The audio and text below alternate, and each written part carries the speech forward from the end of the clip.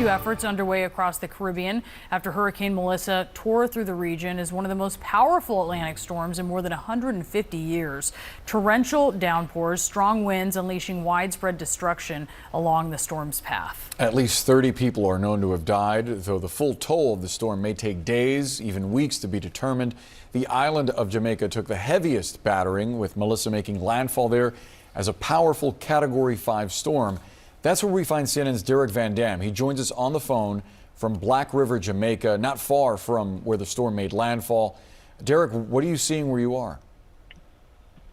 Boris, this is hell on earth.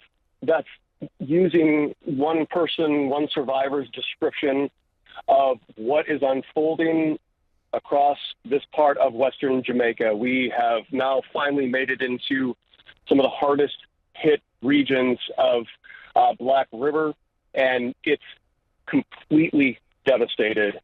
It is quickly becoming a race against time.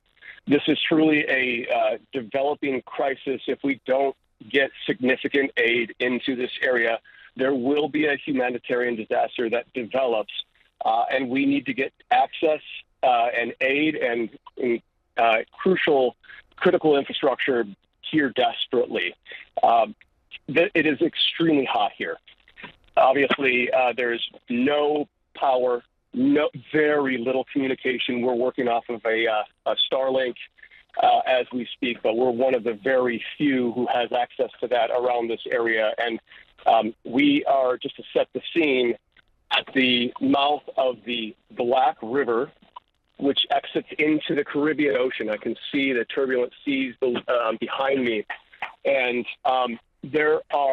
this has almost become an ad hoc meeting point for family, friends, to come and check on their loved ones, because the bridge that goes across the Black River into the town of Black River, where the largest population resides, who rode out the fury of Hurricane Melissa, is located. So this ad hoc meeting place, because no one can communicate with the people who were the most badly impacted by this storm. So they've come here to try and desperately find people. I've seen reunions happen right in front of my face. Tears, people crying, hugging, smiling, telling stories. We've witnessed people walking with suitcases on top of their heads, taking motorbikes, trying to exit the region, but the roads are just completely decimated and littered with debris, feet of sand, mixture of brackish water. We have had helicopters. We've had a helicopter fly over. I don't know whether or not that was the Jamaican Defense Forces, but it definitely had that look to it. But it was racing very expeditiously, as in it was trying to get to the Black River region as fast as possible. I'm going to open up and just kind of let you hear what we are witnessing. I see police officers right now. I can hear the sirens. I'm seeing some heavy construction equipment moving into the area, but it is complete gridlock and really chaotic down here, because not only of the amount of people, but really the desperation that is only going to mount as the hours pass, because people will need water, they will need food, they will need medical assistance. There's no telling what's beyond this bridge, because we can't drive over it. We're going to try and walk over it. It seems as if people from Black River are doing that to evacuate from the region, but that is going to be challenging in itself. I see Jamaican police forces here directly in front of me. That's a good sign. But Boris and Brianna, I just cannot reiterate the unfolding humanitarian crisis, especially for this part of Jamaica. And if we don't get aid here, it's going to be a disaster. And Derek, talk about the landscape. I mean, looking at some of those trees, it almost looks like what I've seen after a tornado. Just the way they have been broken off. There's no leaves. I imagine this is a place that's normally pretty lush, and it's been completely denuded of all leaves in these trees. What kind of force do you have to go through to do that? Brianna, on any given day, this place is absolute paradise, but now it is hell on earth. The storm surge, which authorities said in Black River reached 16 feet at their command center, has wiped out, at least 100 yards of real estate property here right along the coastline. And that water sucked back into the ocean and brought the debris with it, which is stuck right along the coast. You're seeing pictures of it, I'm sure. It's absolutely devastating. It's terrible. Derek, thank you so much. We know that you're just getting into the area. You're on the phone with us. It speaks to some of the connectivity issues, obviously, that have come after the storm, of course, and we know you'll continue to keep us updated. Stay safe and stay with CNN. We are making arrangements as I speak to get igloos with ice and water and food supplies to these affected areas. Over the next 2 days, a massive relief program between ODPEM, the Ministry of Labor, and our partners will intensify to get relief supplies to the various communities. Hurricane Melissa is the strongest storm to ever hit Jamaica. Those stuck in Melissa's path describe the moment that they came face to face with the hurricane's fury.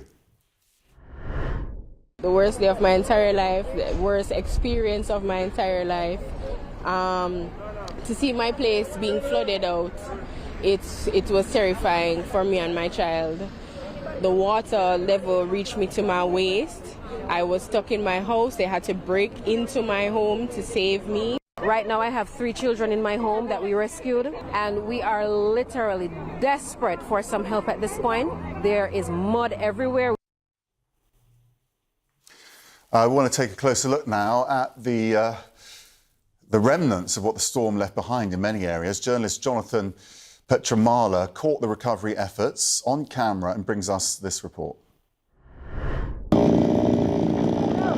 The agricultural loss is going to be staggering. Crops like coconut. This is one grove of coconut trees that every single one in that grove, every single one of these trees has been flattened by the force of the winds from Hurricane Melissa. Then you look over and you see the brown where the leaves were stripped away from the trees here. Again, from the force of the winds of Hurricane Melissa. It's like fall has come to this tropical island. It only happens in the strongest of hurricanes. What's been astounding to see is just the effort of everyday Jamaicans who are getting out with their machetes, with their own chainsaws, to try and clear just a tremendous amount of trees and power lines and even bamboo, because they know so many people need access to the hardest hit area here in the western part of the island where Hurricane Melissa made landfall 2 days ago.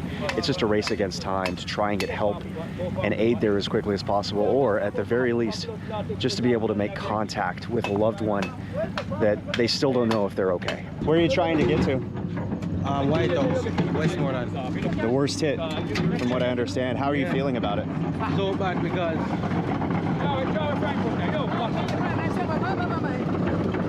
my friend called me and tell me that my house is gone, man. So I'm leaving from all over, checking to see what's going on down there. That is a very good sign. Heavy equipment. We have not seen that the last couple of days as miles and miles of roadway has been cleared. Again, there's only one main highway to get back to these areas, and so it's very difficult as it's just strewn with debris from the force of the winds from Hurricane Melissa. Near Bamboo, Jamaica, I'm Jonathan Petramala for CNN.